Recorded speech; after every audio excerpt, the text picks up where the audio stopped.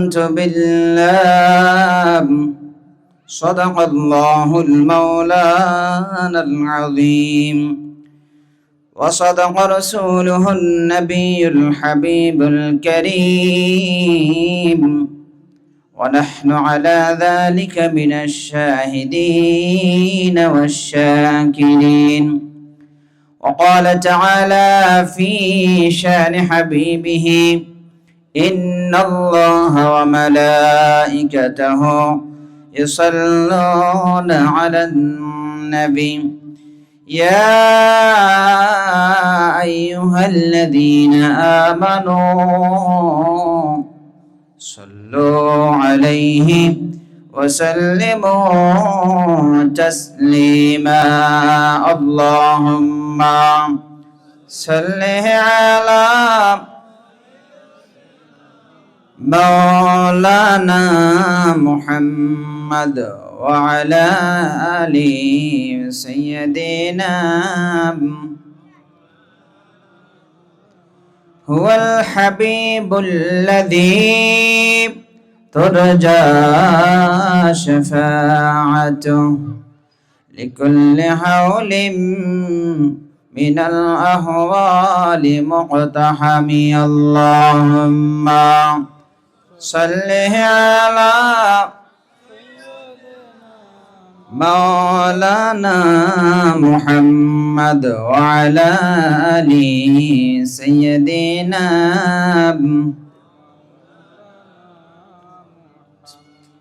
হৃদয়ে মুহাম্মদ, চেতনায় মুহাম্মদ, জীবনে মুহাম্মদ, মরণে মুহাম্মদ, স্মৃতিতে তায়েফ আমার, স্মরণে মুহাম্মদ, বেদনায় উহুদ আমার, প্রেরণায় মুহাম্মদ। नहीं दो जहां में, नहीं दो जहां में मिसले मुहम्मद। जमाले खुदा है कमले मुहम्मद, हृदय मुहम्मद। अल्लाहुम्मा सल्लि अला मौलाना मुहम्मद वअला आलि सय्यदिना।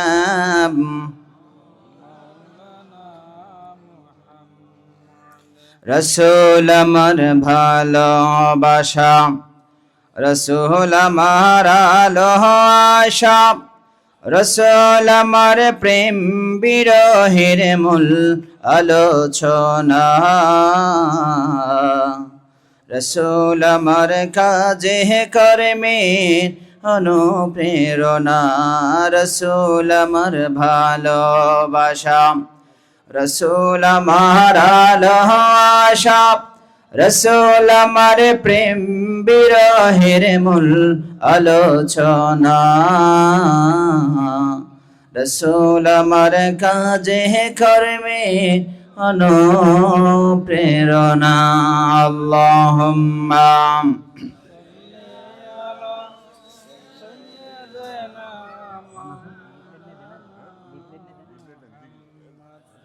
ওয়ালা আলি সাইয়্যিদিনা। আমার যত গুনাহ আছে মাফ করে দাও রমজানে, দুঃখ ব্যথা ভুলিয়ে দাও এই তো চাওয়া প্রাণপণে। আমার যত গুনাহ আছে মাফ করে দাও রমজানে, দুঃখ ব্যথা ভুলিয়ে দাও এই তো চাওয়া প্রাণপণে। রমজানের হক আদায় করার শক্তি দাও প্রভু, তোমার শরণে থাকুক মনে অন্তরে ভয় দাও প্রভু। রমজানের হক আদায় করার শক্তি দাও প্রভু, তোমার শরণে থাকুক মনে অন্তরে ভয় দাও প্রভু। হৃদয়ে দাও তোমারি নূর এই তো চাওয়ায়ান মনে, দুঃখ ব্যথা ভুলিয়ে দাও এই তো ছাওয়া প্রাণপণে, আমার যত গুনাহ আছে মাফ করে দাও রমজানে, দুঃখ ব্যথা ভুলিয়ে দাও এই তো ছাওয়া প্রাণপণে। জোরে বলি না আমিন। বিসমিল্লাহির রহমানির রহিম। ঐতিহ্যবাহী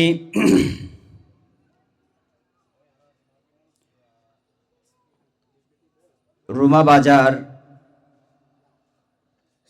সিরাতুন নবী সাল্লাল্লাহু আলাইহি সাল্লাম ও মিলাদুন নবী সাল্লাল্লাহু আলাইহি সাল্লাম মাহফিল পরিচালনা কমিটির আজকের 51তম বার্ষিক ঐতিহাসিক সিরাতুন নবী সাল্লাল্লাহু আলাইহি সাল্লাম ও মিলাদুন নবী সাল্লাল্লাহু আলাইহি সাল্লাম মাহফিলের মান্যবর সভাপতিদ্বয়, আমার সৌভাগ্য এক এক অধিবেশনের এক এক সভাপতি, দুজন সভাপতি আমার পাশে বসা আছে, আলহামদুলিল্লাহ বলি। প্রথম অধিবেশনে সভাপতিত্ব করেছেন রুমা বাজার কেন্দ্রীয় জামা মসজিদ পরিচালনা কমিটির সম্মানিত সুযোগ্য সিনিয়র সহসভাপতি বিশিষ্ট ইসলামের চিন্তাবিদ জনাব মোহাম্মদ খলিলুর রহমান সাহেব হাফিজাহুল্লাহ। দ্বিতীয় অধিবেশনের সভাপতি হিসেবে উপস্থিত রয়েছেন রোমা সিরাতুন নবী ও মিলাদুন নবী সাল্লাল্লাহু আলাইহি সাল্লাম মাহফিল পরিচালনা কমিটির সম্মানিত সুযোগ্য সভাপতি আমাদের চেয়ারম্যান সাহেবের কলিজার টুকরা ভাই, বিশিষ্ট ইসলামী চিন্তাবিদ, বিশিষ্ট আলেমে দ্বীন হযরত আল্লামা জনাব মাওলানা এস.এম. আব্দুল মান্নান সাহেব মাদ্দুল্লাহু জিল্লাহ। আলোচনা পেশ করেছেন রোমা বাজার কেন্দ্রীয় জামা মসজিদের সম্মানিত সুযোগ্য খতিব, বিশিষ্ট ইসলামী চিন্তাবিদ হযরত আল্লামা জনাব মাওলানা হুযায়ফা মাহমুদ সাহেব। অত্যন্ত সুললিত কণ্ঠে সুন্দর কোরআন কারীমের তেলাওয়াত করেছেন আল আজহার বিশ্ববিদ্যালয় মিশরের সম্মানিত সুযোগ্য অত্যন্ত ছাত্র, বিশিষ্ট কারি হাফেজ কারি নাসির উদ্দিন আল আজহারি সাহেব।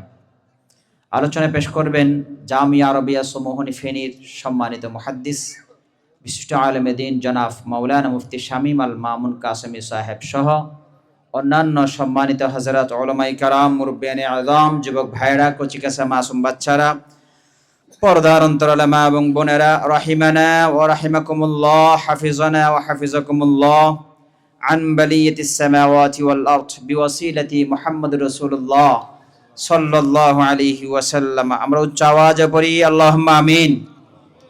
জোরে বলি আল্লাহুম্মা আমিন।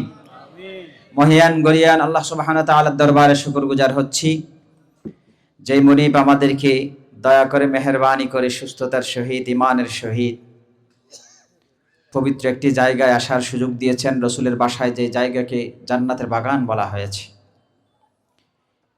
অত্যন্ত ব্যস্ততম সময়, মাগরিবের পরে এশারের আগে যারা দোকান করে থাকেন, আমরা দোকান ব্যবসা বাণিজ্য করি, দোকান বন্ধ করতে মন চায় না, কারণ এই সময় একটু বেচা কেনা বেশি হয়। আরো অন্যান্য ব্যস্ততার মধ্যেও, হাজারো ব্যস্ততার মধ্যে সব ব্যস্ততা উপেক্ষা করে আপনারা যে এখানে আসতে পেরেছেন, আপনারা আসছেন, আমরা আসছি তা নয়, এনেছেন কে? আল্লাহ। জোরে বলুন কে? আল্লাহ। কোনো ভালো কাজ বান্দার দ্বারা করা সম্ভব নয় যদি মওলা তৌফিক না দেন। ঠিক। মওলা যে আমাদেরকে অত্যন্ত গুরুত্বপূর্ণ সময়, যে সময়ে কথা বলা সুন্নত, শোনাও সুন্নত। আগাভাগে কথা বলে শেষ করে ঘুমাই যেতে পারলে শেষ রাতে উঠে আল্লাহর দরবারে হাজিরা দেয়া যায়। আপনাদের এই বছরের মাহফিলের সিস্টেমটা আমার খুব ভালো লেগেছে। গত বছর এশারের পরে আলোচনা করেছিলাম, এই বছর মাগরিবের পরে, এশারের পরে আরেকজন 10:30টার মধ্যে শেষ। খুব সুন্দর, অত্যন্ত সুন্দর সিস্টেম।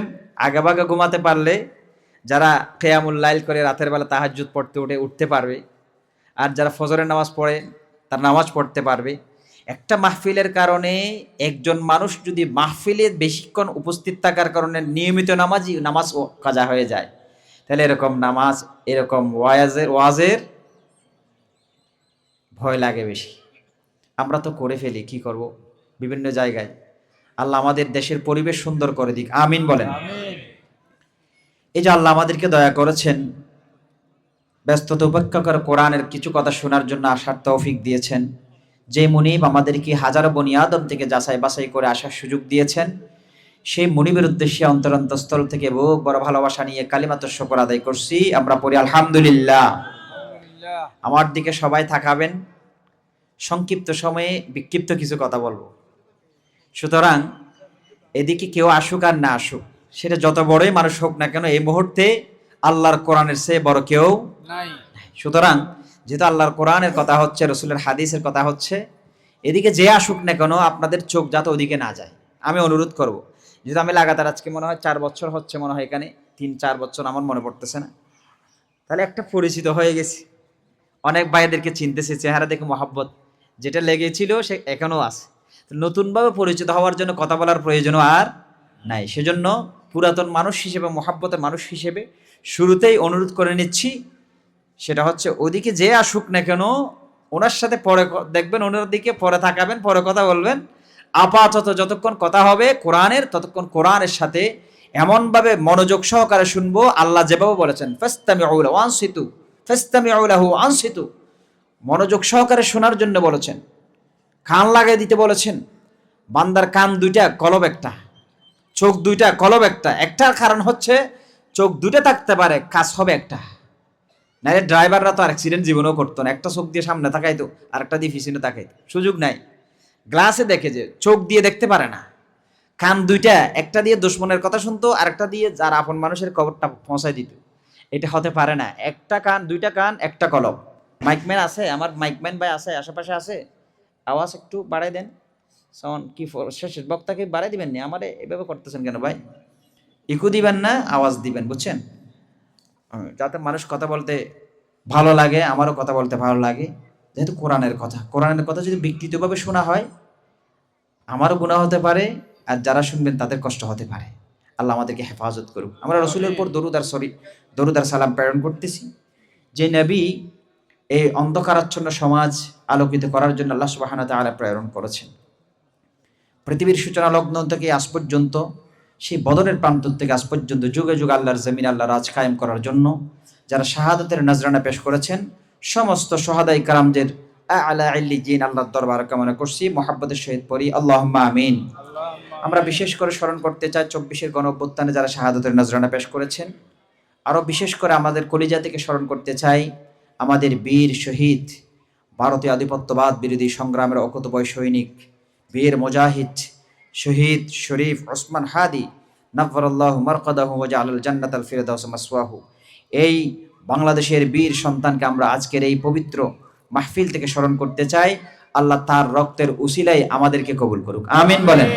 আল্লাহুম্মা জাআল দামাশ শহীদ শরীফ ওসমান হাদি, আমিন বলেন।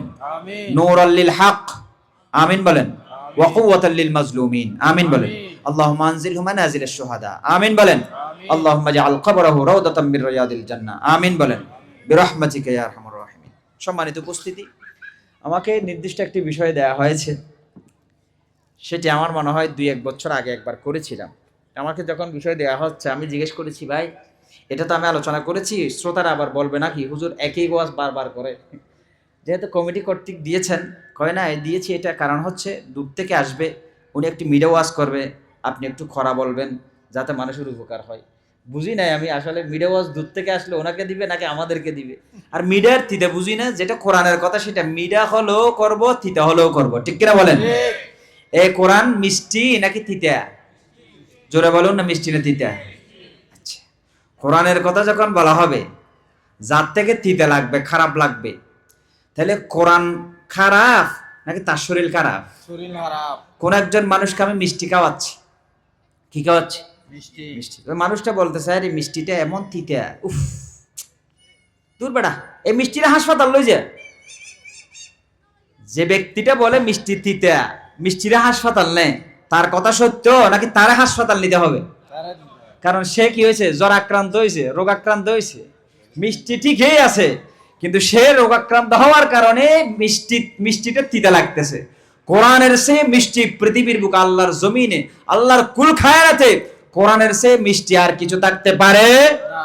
তো কোরআনের কথা যার তিতা লাগবে বুঝতে হবে কোরআন অসুস্থ নয়, যার তিতা লাগে সেই মারাত্মক ভাবে অসুস্থ, ঠিক কিনা বলেন মুসলমান? সুতরাং আমরা কোরআন থেকে কথা বলবো, চেষ্টা করব ওই কোরআনের কথাগুলো যদি কারো গায়ে লেগে যায় বুঝতে হবে ওই রোগটা তার ভিতরে আছে। রোগটা কার ভিতরে আছে? কারণ আমাদের কলব মনে করি আমরা জীবিত আছি, বেশিরভাগ কলব মলা, বেশিরভাগ কলব মরা কলব, মৃত কলব। আমাদের যে দুটো চোখ আছে, উপরে দুটো চোখ আছে না, এই চোখ আল্লাহ বলেন ফাইন্নাহা লা তা'মাল আবসার ওয়ালাকিন তা'মাল কুলুবুল লাতী ফিস সুদূর। বান্দা তোমার যে উপরে দুটি চোখ আছে ওই চোখগুলো অন্ধ হয় না। কোন চোখ অন্ধ হয়? ওয়ালাকিন তা'মাল কুলুবুল্লাতী ফিস সুদূর, তোমার সিনার ভিতরে যে একটা কলব আছে, কলব ও দুটো চোখ আছে, ওই দু চোখ যখন অন্ধ হয়ে যায় বান্দা তোমার দুনিয়া আখিরাত উভয় বরবাদ হয়ে যায়। সেজন্য ইমাম মুজাহিদ রাহমাতুল্লাহি আলাইহি বলেন, লিকুল্লি ইনসানিন আরবাউ আয়ুন, এই পৃথিবীর মানুষ, একজন ইনসানের মানুষের চারটা করে চোখ রয়েছে। দুটি চোখ কপালের নিচে মাথার সাথে লাগানো, আর দুটি চোখ কলবের সাথে লাগানো। আল্লাহ বলেন মাথার সাথে যে চোখ লাগানো হয় ফাইন্নাহা লা তা'মাল আবসার, ওই চোখগুলো অন্ধ হয় না। যে কলবে দুটি চোখ রয়েছে ওই কলবের চোখ যদি অন্ধ হয়ে যায় বান্দার দুনিয়া আখিরাত উভয়টাই বরবাদ হয়ে যায়। সুবহানাল্লাহ বলবেন না? আল্লাহর ঘোষণা, আল্লাহর কথা, আল্লাহর কালামে বলেছেন আল্লাহ দুনিয়ার উপরের দুই চোখ অন্ধ হয় না, আল্লাহর ঘোষণা। কিন্তু আমরা বাস্তবে দেখতে পাই অসংখ্য অন্ধ মানুষ, দেখি না আমরা?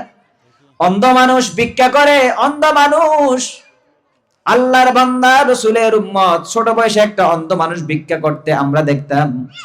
আমাদের সাতকানিয়া খোদার হাট গরিঙ্গার যেটাকে বলা হয়, এখানে একজন অন্ধ মানুষ ছোট বয়সে আমরা শুনেছিলাম, আমরা যখন ছোট বাজারে যেতাম ওই অন্ধ মানুষ ভিক্ষা করত।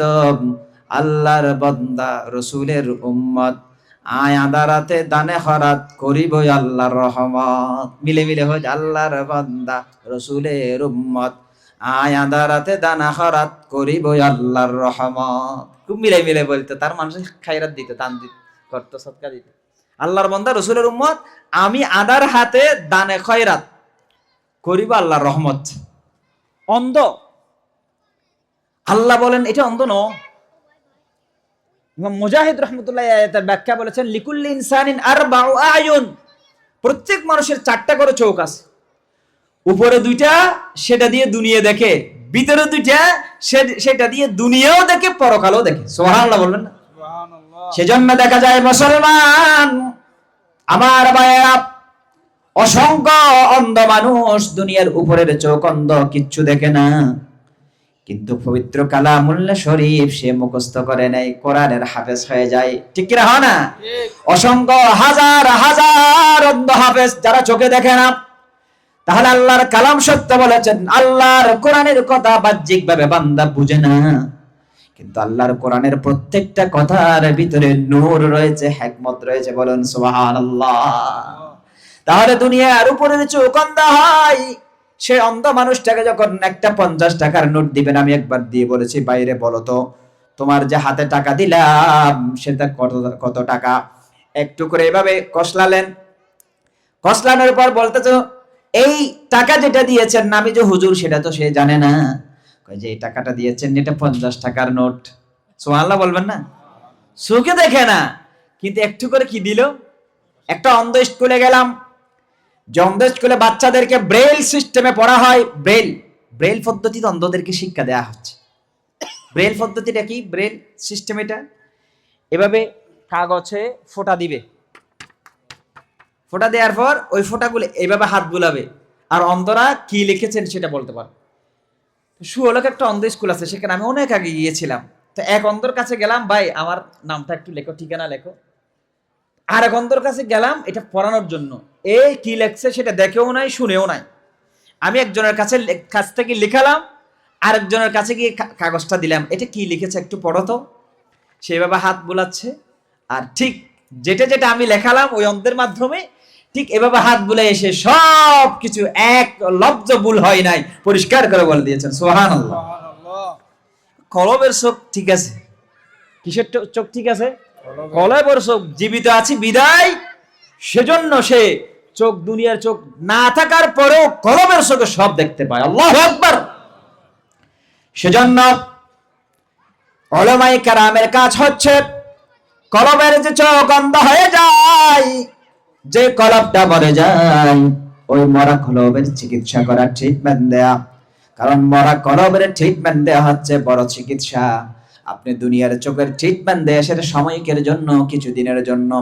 কলবের চোখের যদি চিকিৎসা যথাযথভাবে হয়, এই অল্প সময় হায়াত যখন আপনার দামি হয়ে যাবে, চিরস্থায়ী আবাদুল আবাদ যেখানে চলে যেতে হবে সেখানে আমি কামিয়াব হয়ে যাব।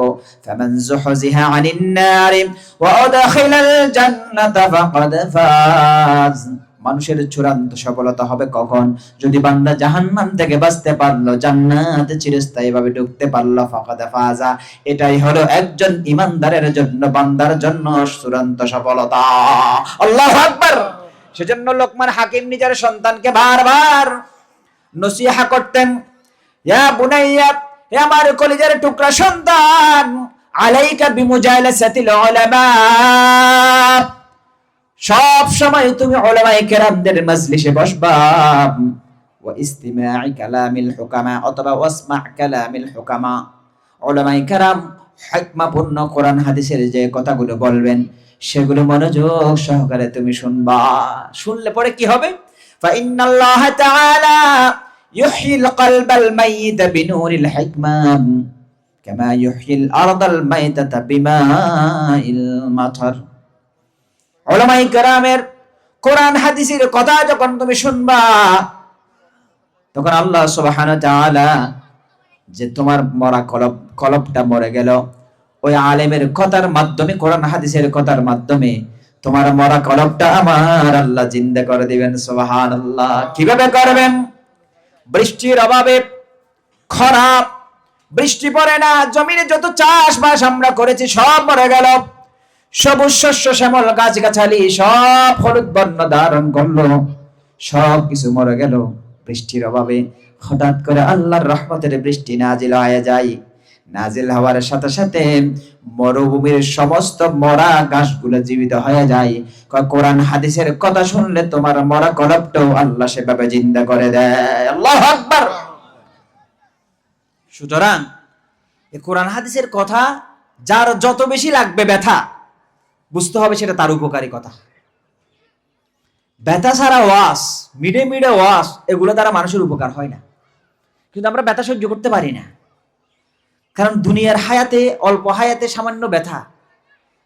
কেউ যখন অ্যাক্সিডেন্ট করে, কোন একটা কিছু কাটা গেল, ওটা সেলানোর সময় মানুষ তেমন ব্যথা পায় না, কারণ সেন্সলেস করে দেয়।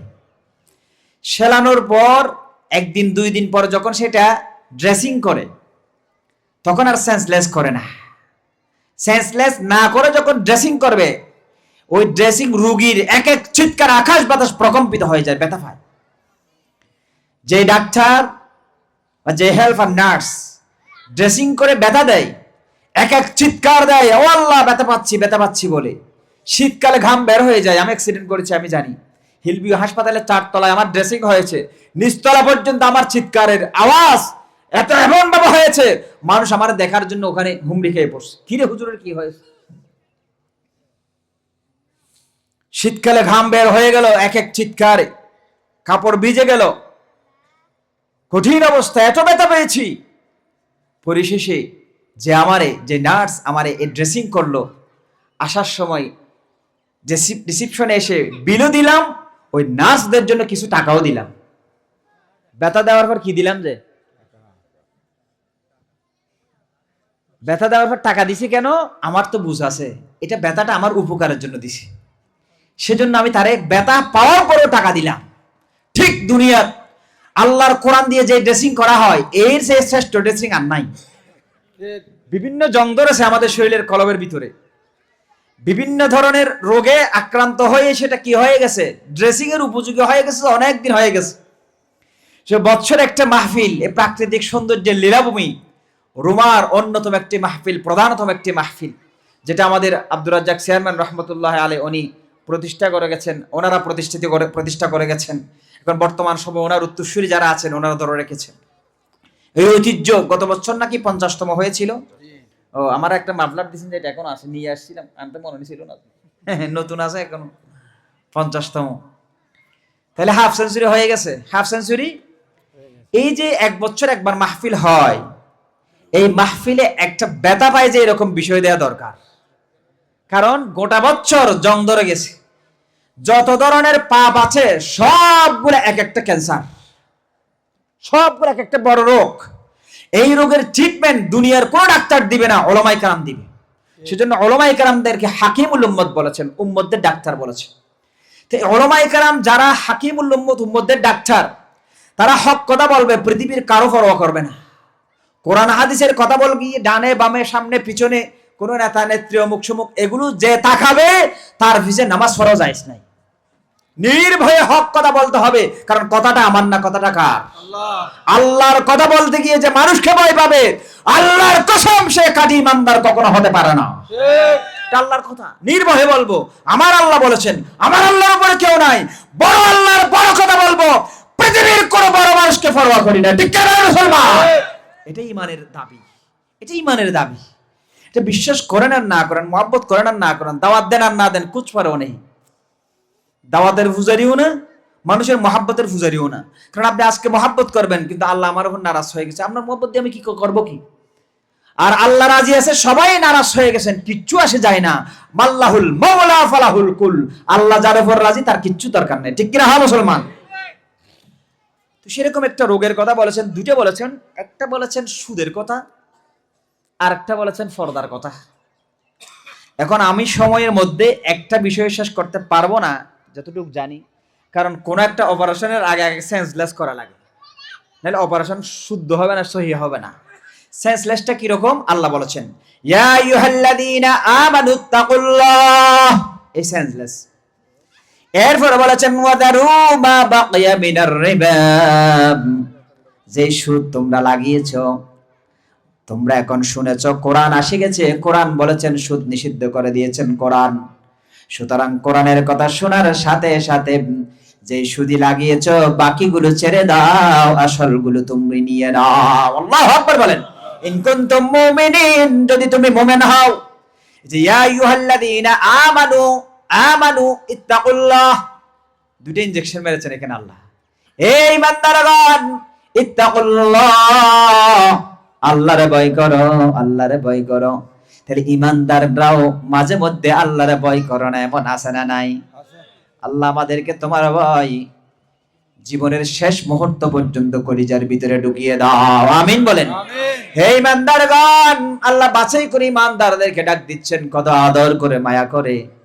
আল্লাহর এই ডাকের মধ্যে কত মায়া আছে, ইমানদাররা যদি একটু গবেষণা করে দেখেন তাহলে বোঝা যাবে। আল্লাহ কাফেরদেরকে বলেছেন, কুল ইয়া আইয়ুহাল কাফিরুন, কুল একটি শব্দ এখানে মাঝখানে বসিয়েছেন। হে আমার নবী, আপনি কাফেরদেরকে বলে দেন।